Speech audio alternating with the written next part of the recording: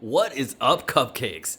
It is Sunday. I didn't put out a vlog yesterday because, believe it or not, sometimes I do boring stuff, like go to the grocery store and things like that. So I did film some stuff yesterday, but I didn't think it was really like a full day's worth of vlog material worthy. So like I took the kids to story time. So we did that. We go to the library. We listen to a woman with a therapy dog read stories to us. We played some Fortnite. Ozzy got 2 victory royales, his first ever, and then a dub on the same day.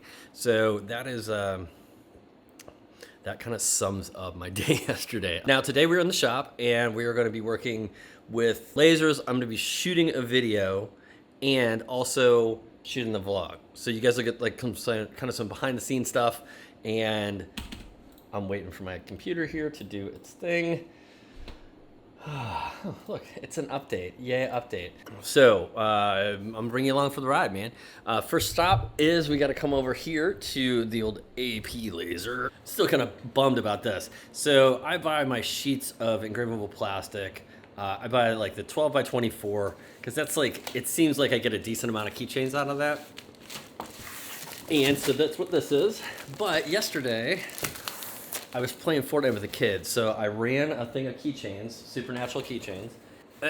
So I was trying something out. Normally, I just like let them sit face down in some isopropyl alcohol for like 10 to 15 minutes to kind of get the stuff off, and then I take them off. Well, I was trying to soak them in a container, and I left it out here. I left it out here for like 45 minutes.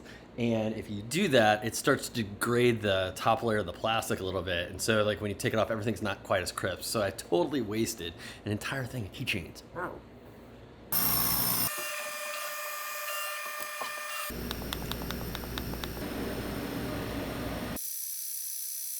My daughter has informed me that we've named the mannequin. His name is Manny. Say hi, Manny. Hello there! Shit. Here, let's put this on him.